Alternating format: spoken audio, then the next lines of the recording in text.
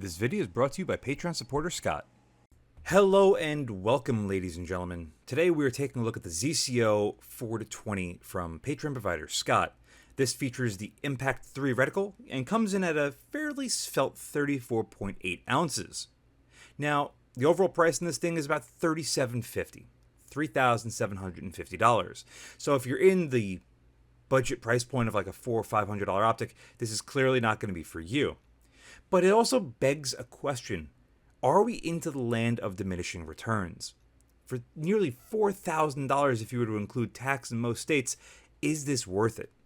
Well, we're here to find out. Focusing on this first focal plane reticle, you can see that it's got some really cool features about it. The center dot being very fine is one of them, as well as featured on the MPCT-3 reticle here only, those circles at every mil. I really like that because if you're trying to shoot or hold on a very small target, at least you'd be able to see the target inside the hole as opposed to holding a dot or a crosshair over it. The illumination on this thing is not very good, but it does come in two colors, red, as you see here, and green. So maybe the green is a lot brighter than the red. Unfortunately, you'd be wrong. The green is barely visible to the naked eye. This has a brand new battery in it and was at maximum illumination. It just doesn't really perform all that well, but I bet if you're using this behind nods, it's probably really good. But here to the naked eye, don't expect much from this.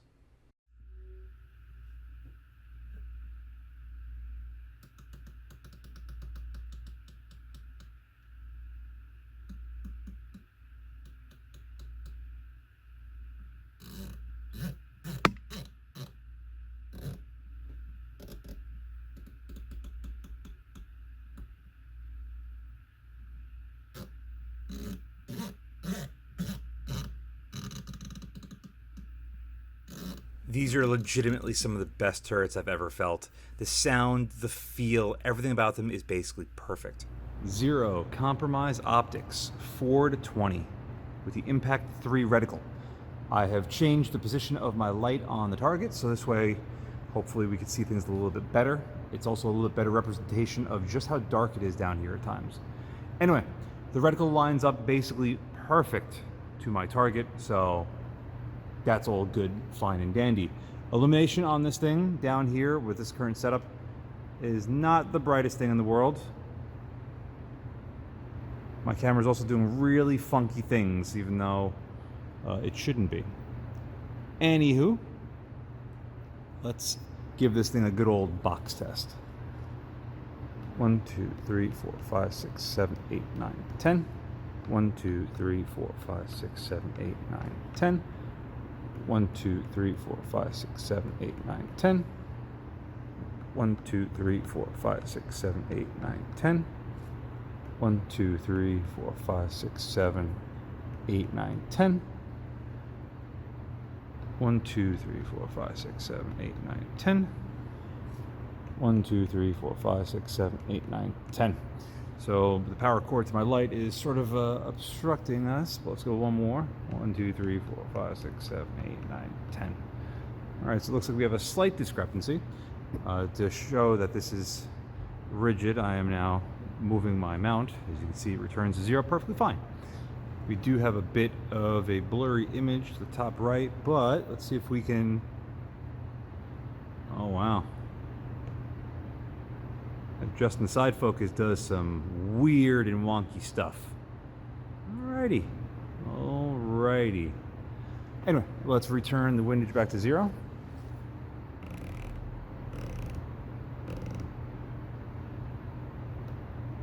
Double check it on the turret. That's exactly 0, so that's good. And let's continue going up. 1, 2, 3, 4, 5, 6, 7, 8, 9, 10. 1, 2, 3, 4, 5, 6, 7, 8, 9, 10. 1, 2, 3, 4, 5, 6, 7, 8, 9, 10. 1, 2, 3, 4, 5, 6, 7, 8, 9, 10. 1, 2, 3, 4, 5, 6, 7, 8, 9, 10. 1, 2, 3, 4, 5, 6, 7, 8, 9, 10. So it's exactly 10 mils indicated on the turret. On my target is exactly 10 mils. It was doing something funky between, what was that, like 2 and 5. So let's reset this thing back to 0. Okay. Indicated 0. We are lined up perfectly like where we started. And let's just crank up the elevation. 1, 2, 3. We'll see, it's slightly off. 4, still slightly offer. 5, 6,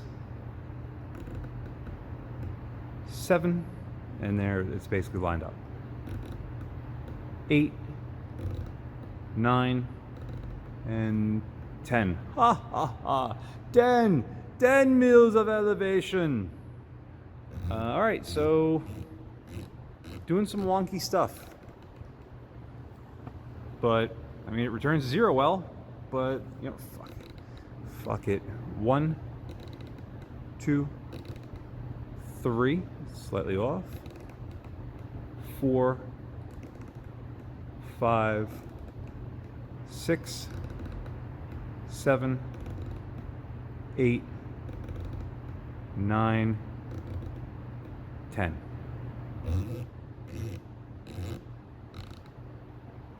And that's 0. So at least it returns to 0. It pulls about 1/10 of a mil in the middle, which is a little bit odd. I ran that tracking test twice to ensure that it wasn't the optic setup, my mount setup, or anything other than just the optic. Clearly, it's the optic. As you've seen, it does something wonky, and that's just the way it is. It's very surprising because I would think for the money, this thing would have absolutely 0 flaws. But you know what? This is why we test these things. If you remember my Minox ZP5 video, that thing tracked really, really weird. There's definitely a rector slop in that thing, and that was a $30-some-odd $100 optic as well. So just because you're spending a ton of money on something doesn't mean you're going to get the best possible performance. I like to make the analogy between a Honda Civic and a Ferrari. The Honda Civic is fairly inexpensive and does everything it's supposed to do very competently, versus a Ferrari where, yeah, it could do some things really, really well. It's very exotic, it's expensive, but you're not going to want to drive it in the rain, snow, and don't forget that maintenance costs so the engine doesn't explode. Image here, though, at 30 yards, this power transformer is absolutely perfect. Extremely sharp and clear. Panning up to the top of the telephone pole, and you can see so much detail to that wood, it's not even funny. Also, not a hint, a slightest even little crackle of chromatic aberration or any sort of distortion. It looks absolutely fantastic. Exactly what you'd expect for this thing. Focusing our attention on the 400-yard brick building at 4x, we are greeted with a very nice field of view and a beautiful image. The colors really pop. They're very, very vivid and really just, they take the breath away. I adjust the side focus on this side to the exact distance that we're at, which is 360 meters or 400 yards. So when we zoom in very slowly like I'm about to, will it have a clear image or not? Well, there's only one way to find out.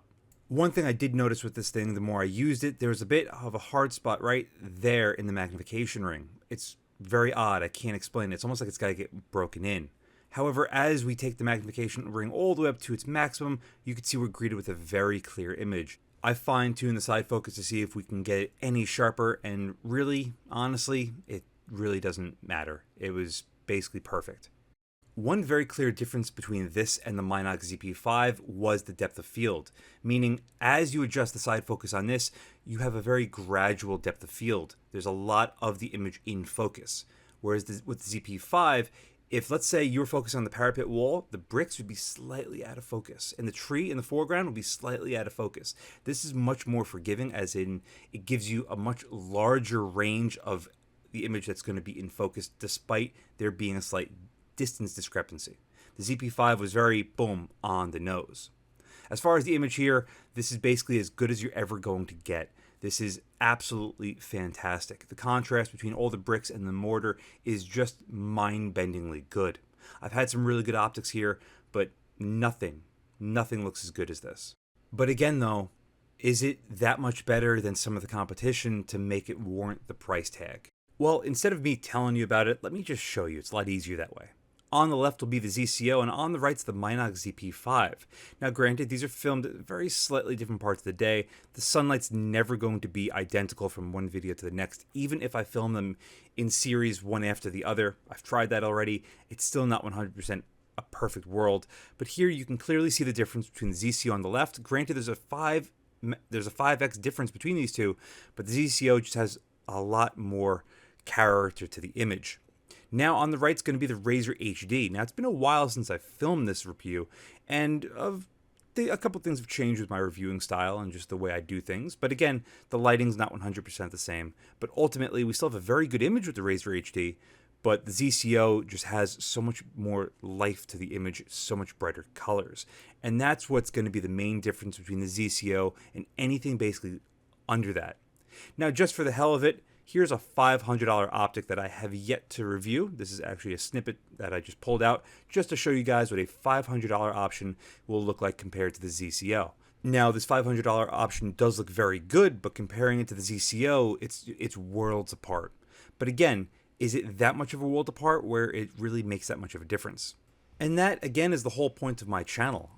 Is something going to be worth it for you? I want you to know firsthand if it's worth spending the money or saving the money and getting something that, yeah, it's not as good of a product, but it's still more than adequate for what you're going to need. For that mystery optic, honestly, it does 95% of the stuff that I'm looking for out of an HPVO for a really cheap price. And when that comes out, I will be doing a comparison between that and the Razor HD, because you're talking about it's a third to a quarter the price sometimes, and it's like, damn, it performs extremely well. But you know what? That's set for another time. Let's focus on the ZCO. And here at 800 yards, we have, again, just a flawless looking image. And that's at 30 yards to 800 yards. So far, this thing is performing as well as one could ever expect it to. Or is it? Keep in mind, my camera setup is extremely rigid. There's going to be movement in real life. So if we decide to shift the camera side to side a little bit, how good's the image going to look if we shift it over ever so slightly? When I say ever so slightly, I'm talking about dead center to not being able to look out of it is about a quarter inch. So you have about a half-inch maximum side to side, which all in all is at least average. This only having a 5x multiplier and only being a 4-20 with a 36mm tube and a 50mm front objective, I was honestly expecting a little bit more than what it is. Getting behind this thing 15x or higher, you got to be really positive with the cheek weld. But again, it's at least average for most HPVOs, so for the most part, it's pretty good.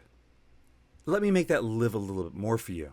Here at 1,000 yards, you can see again, we have some beautiful colors, absolutely vibrant. There's so much contrast between everything that you have no doubt what you're looking at any sort of distance, even a couple of feet in between one another. But that's at 0 mils at 20x with about 100 yards zero for a 223. Let's back it out to 4x, add 10 mils, and zoom back in. Though I don't have the audio in right now, these turrets just are fantastic. They're the thing I would have missed the most. Increasing the magnification back to its maximum of 20, you're going to see that we have a slight shift to the exit pupil.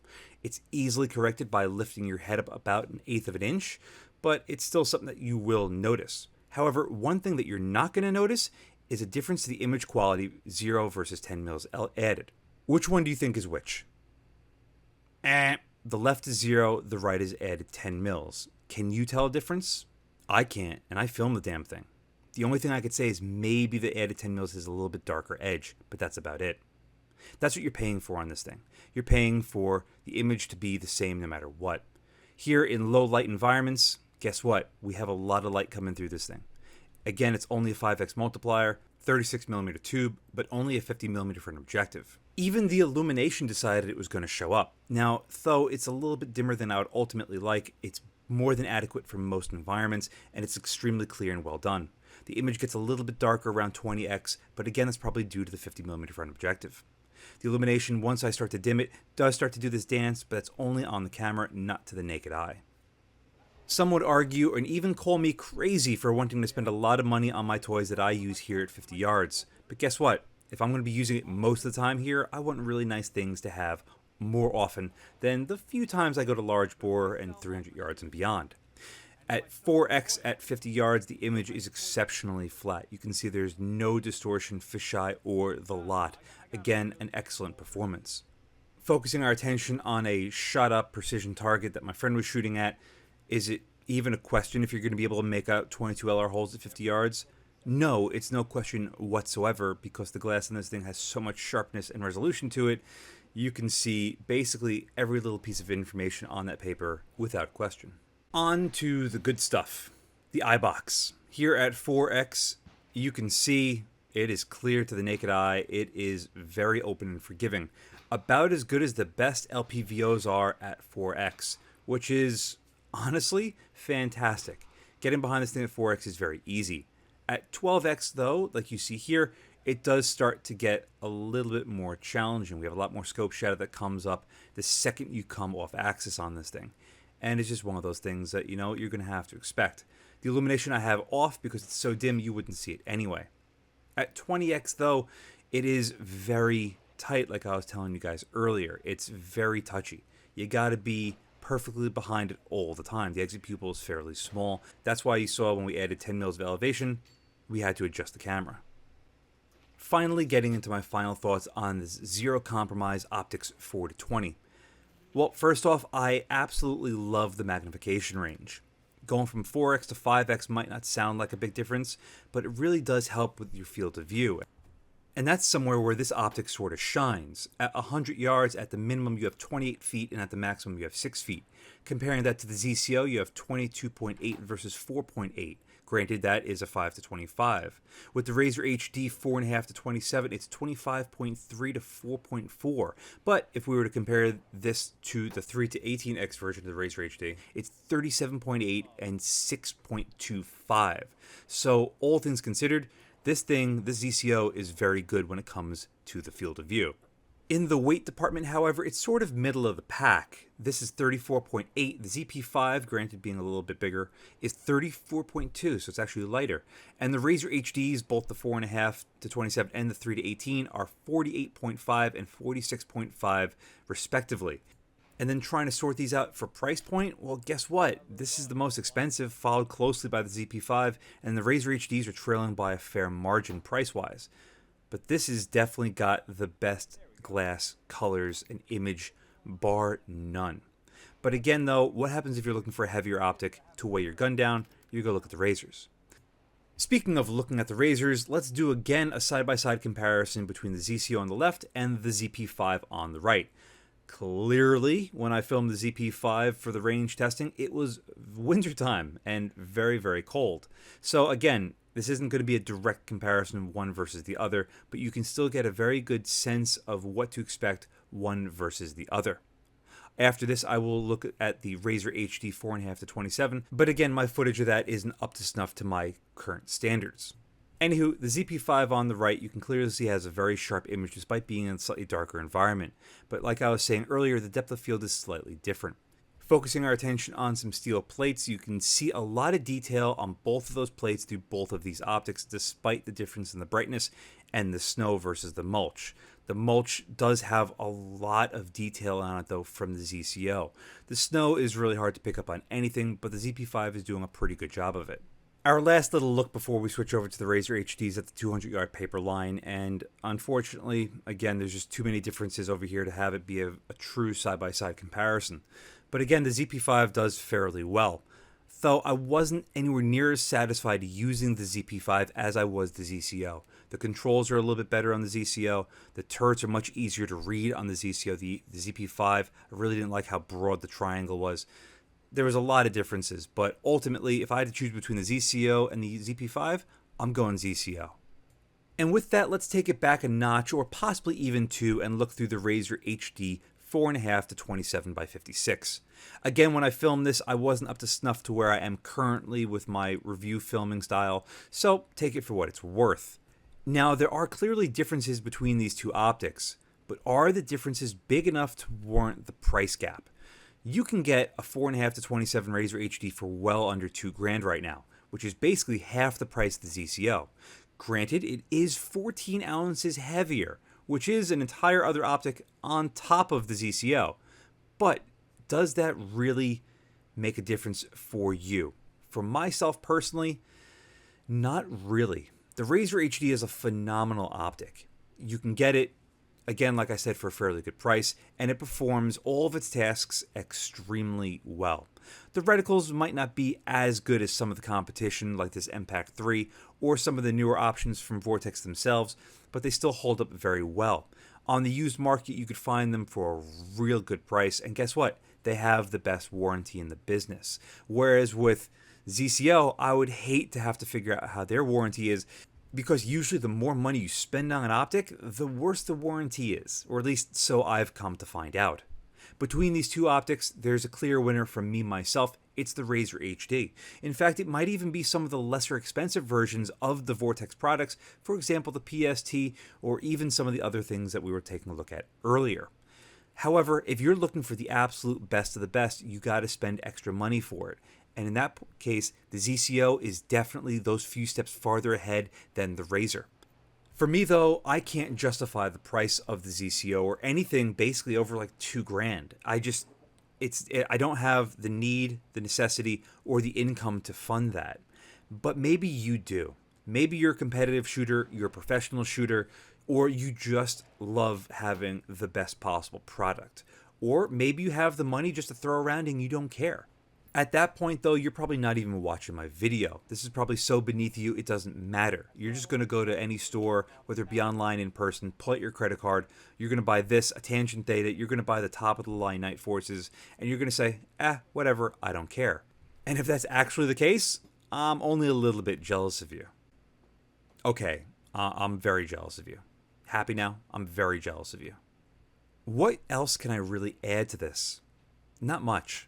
I've repeated myself enough, and I've shown you more than enough video and comparisons to give you an idea of just how good this thing really does perform. There are some things I would wish that were a little bit better. For example, the illumination could be a little bit brighter, it can track a little bit better, and the magnification ring can be a little bit looser. Using two hands to make it smooth on camera was easy enough, but I wish it was just a little bit easier to work. This, though, is the best looking piece of glass I've gotten my hands on to review, and for that, I really need to thank you, Scott. Thanks to you, I've gotten my hands on more high-end optics than I ever thought possible. So truly, deeply from the bottom of my heart, thank you. And of course, a huge thank you to all of my lovely viewers out there. You really do make this wonderful for me. Thank you. And a huge thank you to my Patreon providers and my Subscribe Star subscribers. Without you, this truly wouldn't be possible. If you'd like to support my channel but don't want to join either of those, I completely understand. But you could still help by using my affiliate links in the description below, and or like, share, and subscribe as always. Again, thank you very much.